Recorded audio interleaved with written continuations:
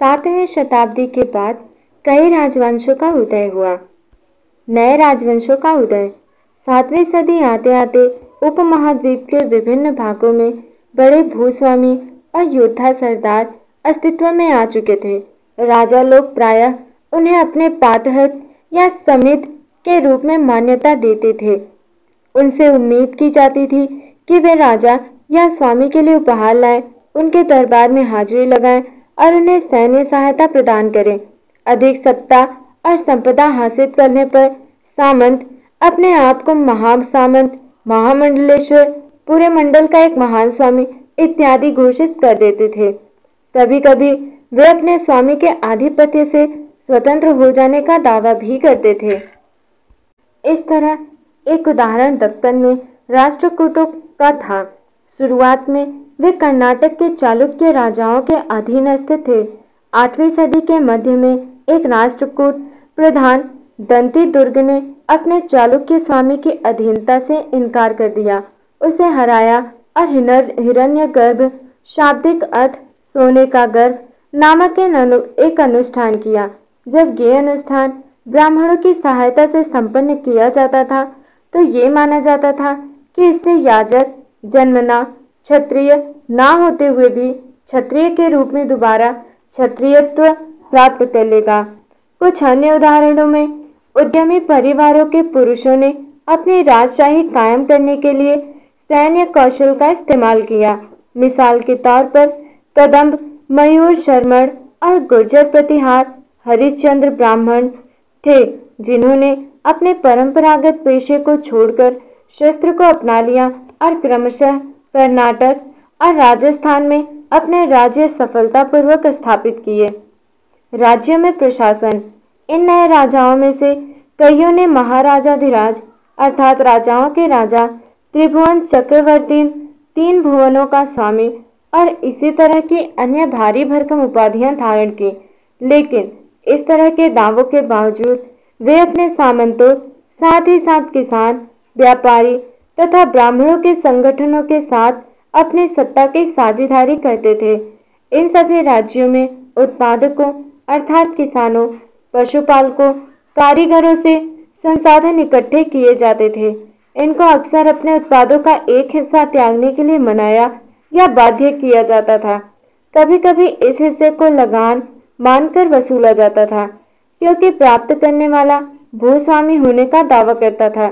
राजस्व व्यापारियों से भी लिया जाता था। 400 कर।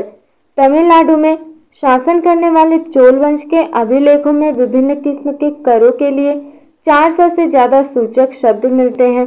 सबसे अधिक उल्लिखित कर है वेट्टी, जो नकद की बजाय जबरन श्रम के रूप में लिया जाता था, यानी जबरन श्रम, और कदमाई यानी कि भू राजस्व थे।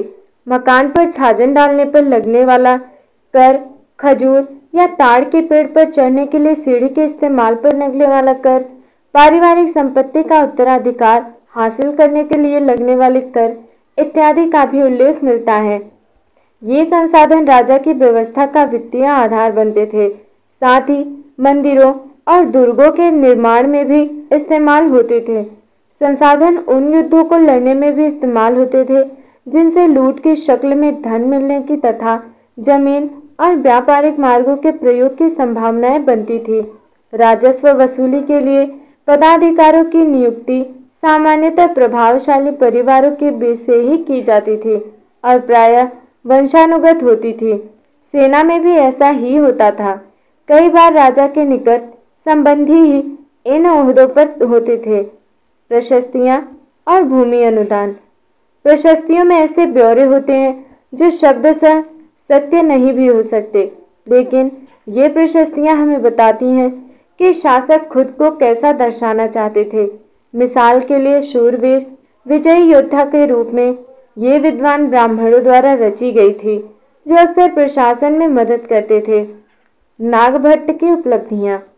कई शासकों ने प्रशस्तियों में अपनी उपलब्धियों का बखान किया है। आपने पिछले साल गुप्त शासक समुद्रगुप्त के प्रशस्ति के बारे में पढ़ा है। संस्कृत में लिखी गई ग्वालियर, मध्य प्रदेश में पाई गई एक प्रशस्ति में प्रतिहार नरेश नागभट्ट के कामों का वर्णन इस प्रकार किया गया है। आंध्र, सैंधव यानी सिंध, विदर्भ यानी महाराष्ट्र का एक हिस्सा और कलंग उड़ीसा का एक हिस्सा के राजा उनके आगे तभी धराशायी हो गए जब वे राजकुमार थे। उन्होंने कन्नौज के शासक चक्रयुद्ध को विजित किया। उन्होंने वंग बंगाल का हिस्सा, अनर्थ गुजरात का हिस्सा, मालवा मध्य प्रदेश का हिस्सा, किरात वनवासी, तुरुष्क तुर्क, वत्स मत्स्य दोनों उत्तर भारत के राज्य राजाओं को पराजित किया। राजा लोग प्रायः ब्राह्मणों को भूमि अनुदान से पुरस्कृत करते थे। ये ताम्रपत्रों पर अभिलिखित होते थे जो भूमि पाने वाले को दिए जाते थे। भूमि के साथ क्या क्या दिया जाता था? ये चोलों के द्वारा दिए गए एक भूमि अनुदान के तमिल भाग का एक अंश है। हमने मिट्टी के मेढ़े बनाकर साथ ही कांटेदार झाड़ियां लगाकर भूमि की सीमाओं को चिन्हित कर दिया है। इन भूमि पर ये चीजें फलदार वृक्ष, पानी, भूमि बगीचे और फलोद्यान, पेड़, कुएं, खुली जगह, चारागाह, एक गांव, बाबी, चबूतरे, नहरें, खाइयां, नदियां, दलदली जमीन, हौज, अन्नागार, मछलियों के तालाब, मधुमक्खियों के छत्ते और गहरी झीलें। जिसे ये भूमि मिलती है वो इससे कर वसूली कर सकता है। वो न्यायाधिकारियों द्वारा जुर्माने के तौर पर लगाए गए कर वसूल सकता है।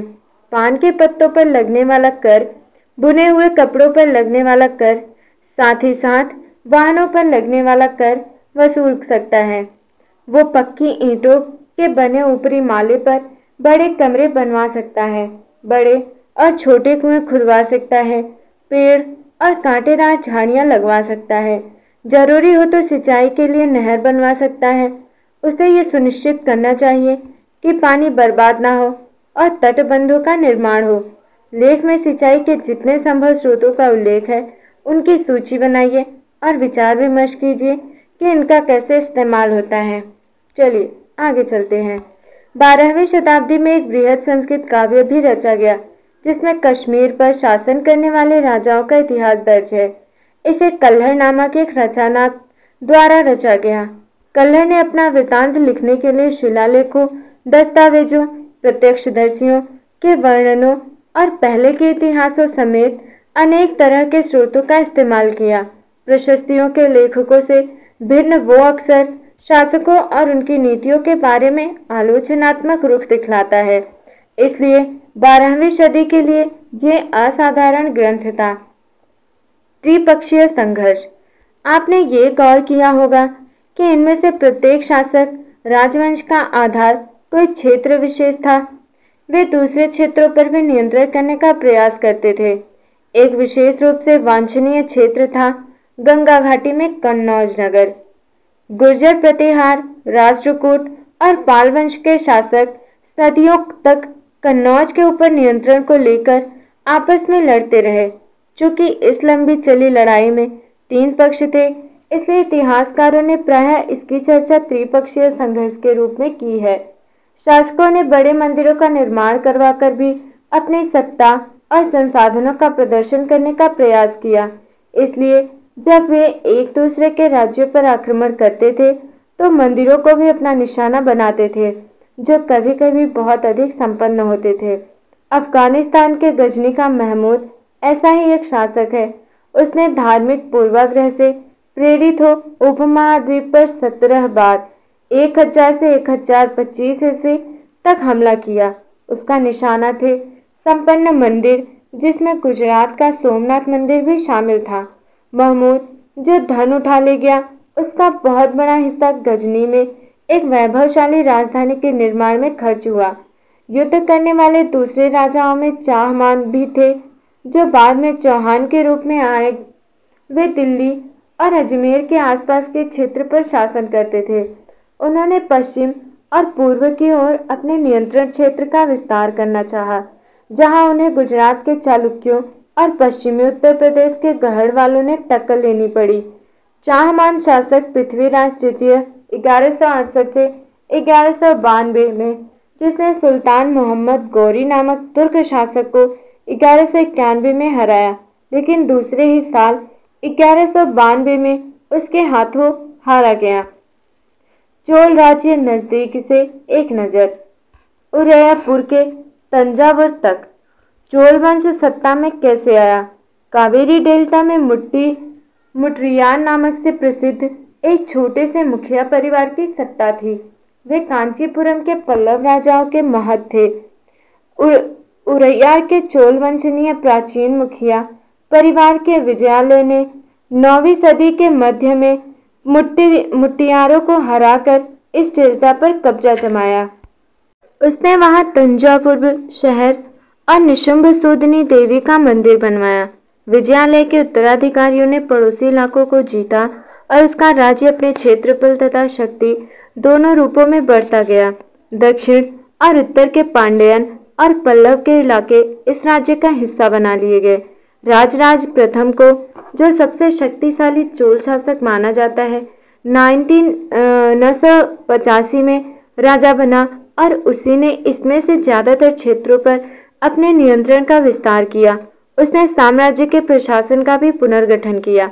राजराज के पुत्र राजेंद्र प्रथम ने उसकी नीतियों को जारी रखा और उसने गंगा घाटी, श्रीलंका तथा दक्षिण पूर्व एशिया के देशों पर हमला भी किया। इन अभियानों के लिए उसने एक जल सेना भी बनाई। भव्य मंदिर और कांस्य मूर्ति कला। राजराज और राजेंद्र प्रथम द्वारा बनवाए गए तंजावुर और गंगई कोंड चोलपुरम के बड़े मंदिर स्थापत्य और मूर्तिकला की दृष्टि से एक चमत्कार है। चोल मंदिर अक्सर अपने आसपास विकसित होने वाली बस्तियों के केंद्र बन गए। ये शिल्प उत्पादन के केंद्र थे। ये मंदिर शासकों और अन्य लोगों द्वारा दी गई भूमि से भी संपन्न हो गए थे। इस भूमि की उपज उन सारे विशेषज्ञों का निर्वाह करने में खर्च होती थी जो मंदिर के आसपास रहते और उसके लिए काम करते थे। पुरोहित, मालाकार, बावर्ची, मेहतर, संगीतकार, नर्तक इत्यादि। दूसरे शब्दों में मंदिर सिर्फ पूजा आराधना के स्थान नहीं थे, वे आर्थिक, सामाजिक और सांस्कृतिक जीवन के केंद्र भी थे। मंदिर के साथ जुड़े हुए शिल्पों में सबसे विशिष्ट था कांस्य प्रतिमाएं बनाने का काम।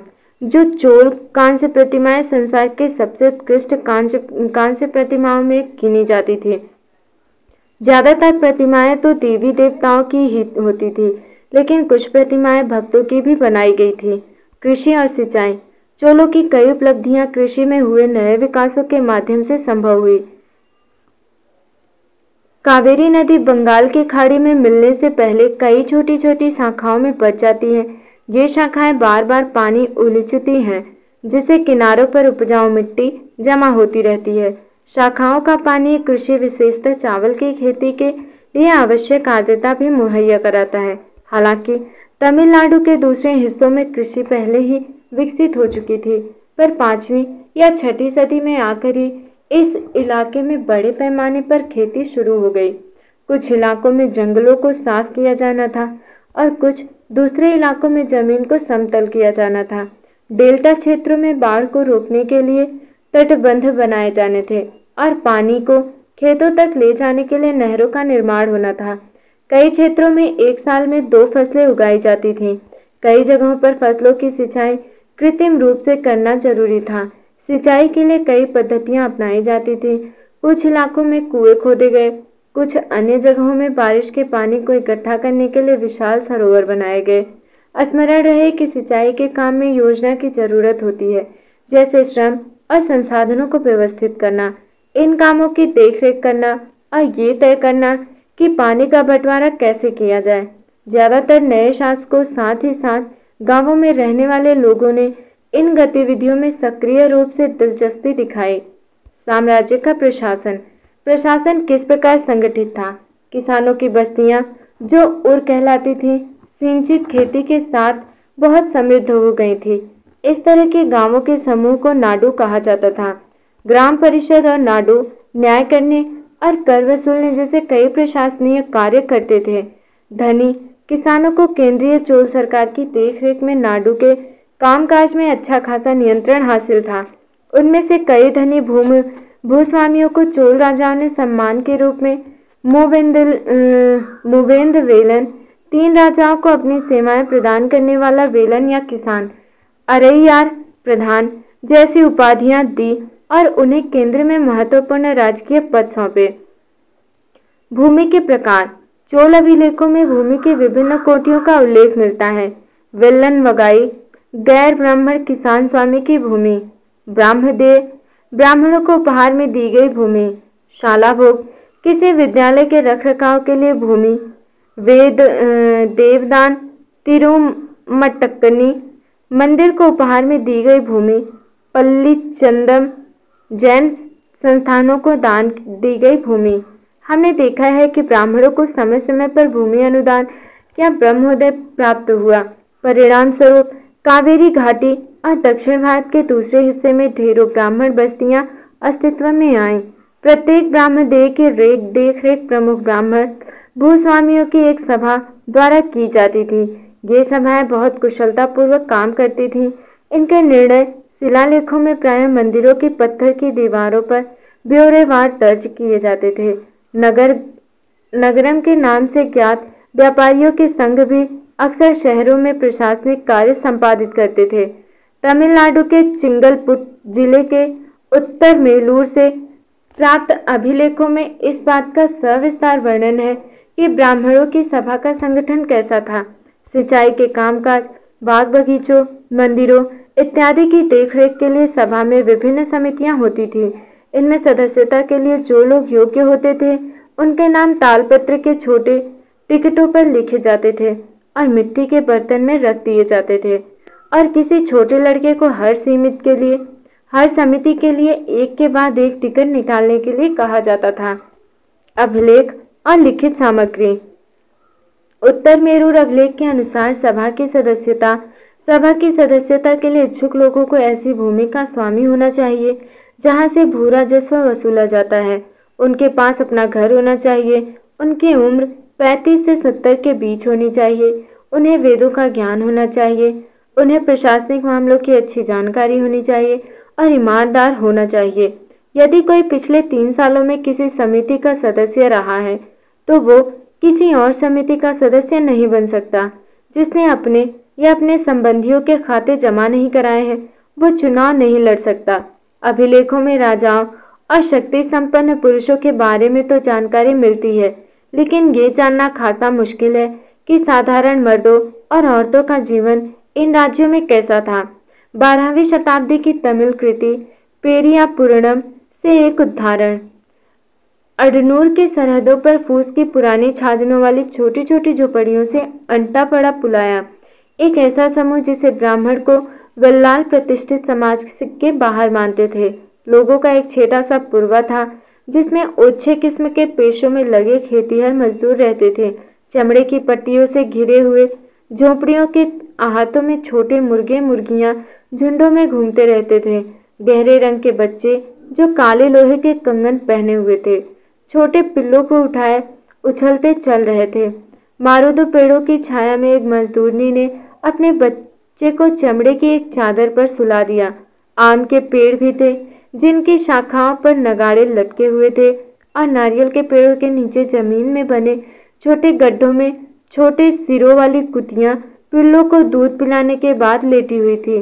लाल कलगी वाले मुर्गों ने पौ पटकने से पहले तगड़े पुलाया का बहुवचन को दिन के काम पर जाने की हाँक लगाते हुए बाग दे दी।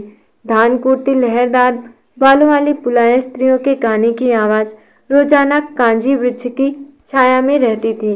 तो दोस्तों, ये था हमारा क्लास 7 का हिस्ट्री का बुक चैप्टर नंबर 2 राजा और उनके राज्य। अब हम लोग देखेंगे नेक्स्ट चैप्टर नेक्स्ट वीडियो में।